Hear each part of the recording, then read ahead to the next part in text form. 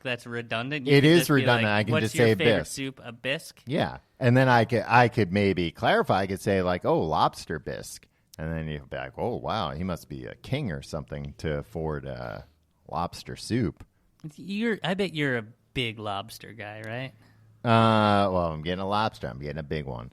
Why do you think I'm a big lobster guy? I bet because you I'm like... such a high roller? No, because like you got a little of that like stereotypical like lifestyles of the rich and famous kind of like the Good Charlotte song. Is that what you're talking about? Exactly.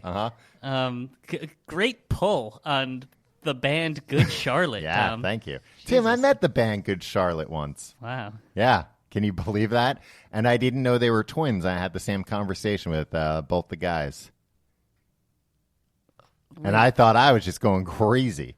And I was like, they're twins. You know a lot about the band Good Charlotte. Oh, Tim, I told you. I met them. They're good friends. Dear, dear friends. They're one of those, like, this happened to you? Like, in college, we had all these, like bands complain. Like, I worked for like the organization that like put on bands and concerts and stuff, where people just constantly complained about the bands that were coming in. Like, I've never heard of these guys. And then those bands blew up like 6 to 12 months later.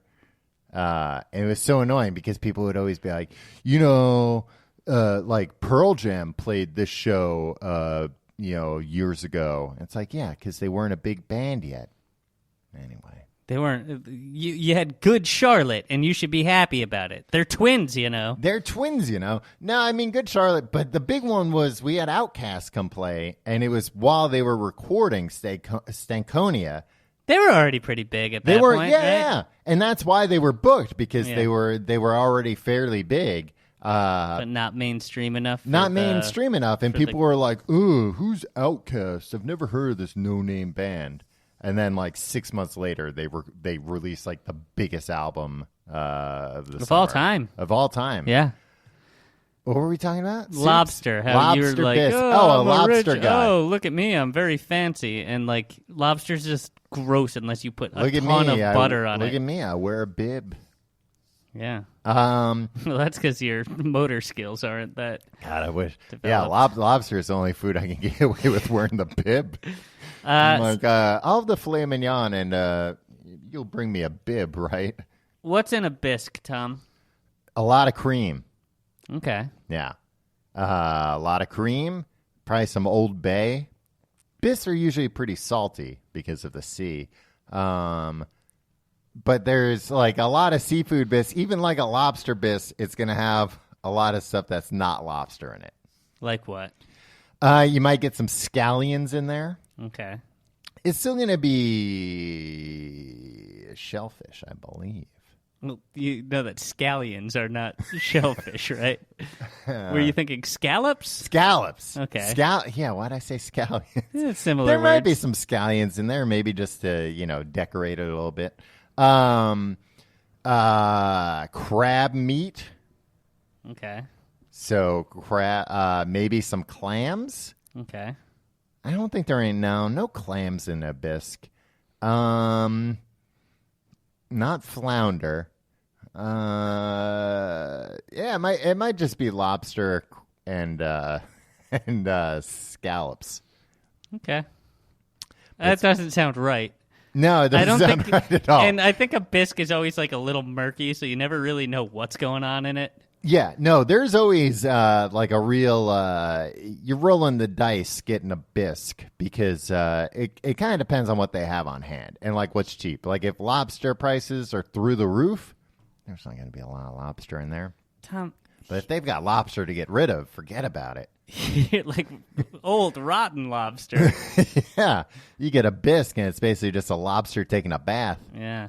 I think you fundamentally misunderstand what soup is.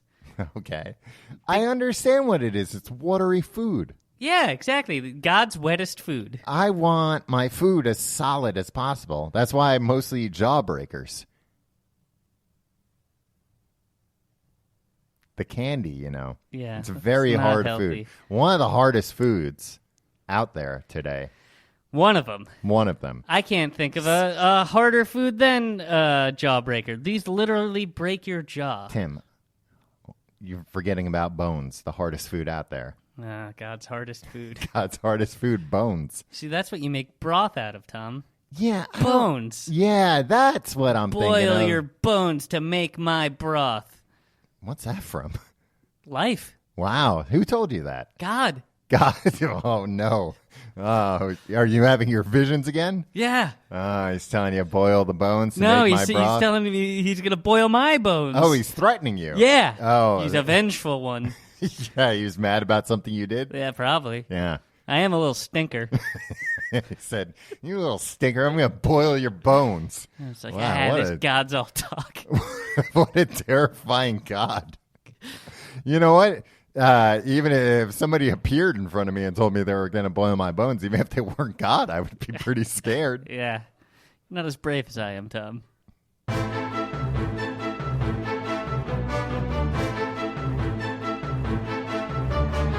This week's episode of The Complete Guide to Everything is brought to you by Movement Watches. Movement was founded on the belief that style shouldn't break the bank. You shouldn't have to break the bank or rob a bank or anything.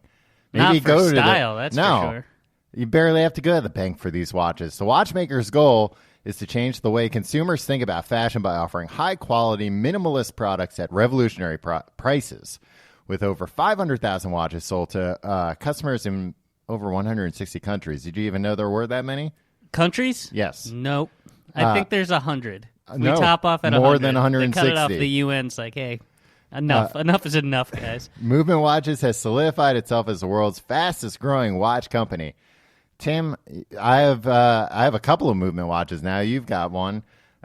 These watches are great. They start at $95, but you look at these watches and $400 to $500 you would assume. Why'd you say I have one and you have two? Why is that relevant? Because I want everybody to know that I'm a huge fan, Tim. That I'm a fan too. Well, maybe you should get more than then. Watch. Jesus. Movement figured out that by selling online, they were able to cut out the middleman and retail markup, providing the best possible price.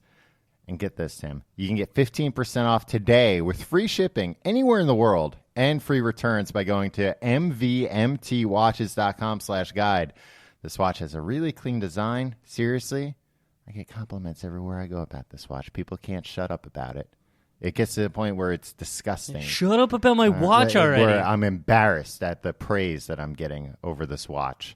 Now is the time to step up. Compliment my butt for once. Well, they do that too. Huh. Step up your watch game. It's time to step up your watch game. Now is the time to step up your watch game. You can tell what time it is by looking at your watch. Exactly. Yeah, your movement watch. Go to mvmtwatches.com/guide. Join the movement. All right, Tim. I haven't even gotten to soups. And yeah. I'd like to give another caveat, another soup that I'd like to give a shout out to that I like. Okay. I'm realizing as I look through this list that actually I think there are a lot of soups I like, and actually now I'm getting a hankering for soup. It's a great wintertime meal, Tom. Yeah. But all right. There's one of my problems with soup. Wait, hold on. Let's start with the positive. What's the other soup you like? I like tomato soup a lot. Okay. But with a grilled cheese. Okay, with go. a grilled cheese. Yeah, that's fine. Out of this world. Things can complement each other, Tom. Because it's kind of just like a really good grilled cheese sauce. It's like a dipping sauce for grilled cheese. Yeah, if you're a disgusting creep. But why does that make me disgusting? Stop dipping things in things. Why do you care? Wouldn't you rather I dip than slurp? Yeah, that's true. Yeah. All right, go on. Sorry. You were going to attack, I think, me again for some reason. Well, Tim, if you think of yourself as soup, then it's not my problem. But another problem I have... I'm reverse soup. What is that? Oh, because all the liquids so on solid? The inside. Yeah, but inside it's mostly soup. Yeah, it's true. Yeah, think about all the water inside you that's just sitting there. That's blood, Tom. That's blood. There's some water, too. And, you just call every liquid water. Tim, broth is not water. No, blood is not water. You don't have an open circulatory system where all of your organs are just bathed in blood like a bug or something. You don't know anything about what's don't know anything bathing about my me. organs. I might have an open circulatory system. The man with an open circulatory system. Yeah, it also undercuts your point when you say circulatory. Circulatory. Well, it's all in a big circle, you see. Anyway. I don't like the idea. I don't like soup when people are like, have some soup. It'll warm me up inside. I never want to be warmed up inside. I'm never cold inside. What? Why is that weird? I'm never cold inside. I'm always hot. And even if I'm cold, I want to be in a place warm. My tummy's not cold. First of all, don't say tummy. Second of all, I think you're really reading into it'll warm you up inside a little too literally. It's about like my heart. It'll warm your heart. No, I think like they're like, you're cold. Mm-hmm. Have this is warm. Yeah. Like you drink a hot beverage when you're cold, right? To keep my hands warm sometimes. But I could drink a cold beverage. Tim, the coldest day of the year, you can give me a glass of ice water, I'll still drink it. You're a real tough guy. Yeah, I'll drink it outside even. Fucking American hero, Tom. So that's one of the other problems I have with soup, that I never need to. You would not drink a glass of ice cold water outside on the coldest day of the year. year. Yeah, I would, Tim. The coldest day of the year is probably still ahead of us.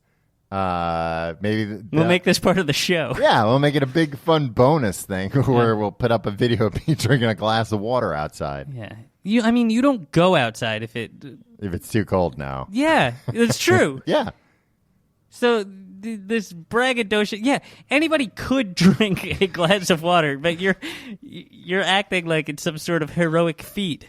I'm just saying that I don't need warm things to be outside. I mean, I need warm clothes and stuff, but I don't need like warm liquid. I don't need warm Nobody food. needs it. It's nice to have warm things when you're cold. Sure. Sorry. You buy into that. Tim, you're a rube buying into big soup, telling you all these things you need. All right. I want to go over some of these soups with you and get your thoughts. All right, if I give my thought, are you just going to yell at me and tell me how I might. I'm wrong? I mean, if your thought's wrong, I might. But pretty contentious for a soup episode. I knew it would be, Tim. We almost killed each other when we did the sandwiches episode, and we started off as such great pals who could agree that sandwiches were good. Yeah. Butternut squash. I'm not a big squash fan, Tom. Squash is, I don't know if I've ever seen a squash. You have seen a squash. A squash is, how is there a vegetable you can make spaghetti out of, and then you can also make it into a soup? Do you understand, like, how you make spaghetti squash? No. It's like you pull it off in strings. Like, you had to, like, oh, use that a makes thing. a lot of sense. Like, on the inside, you had to, like, use a tool to do it. I thought it was like he cracked it open, there was spaghetti in there. That would be the world's greatest vegetable. Oh, I think that would be creepy. It would look like organs. Yeah, but hey. You just open that thing up and spaghetti. In my mind, the spaghetti's already got tomato sauce on it, too. So it's making it more grotesque. Then how do you make it into a soup? Yeah, I think you puree it. Yeah, that makes sense. That's like a creamy kind of soup. You put some cream in it. Yeah, I'm not a huge fan of like the pureed soups. Really? I like a broth with shit floating in it. It's like you're eating a regular meal, but it's all wet. But it's raining outside. Yeah. It really warms you up inside, Tom.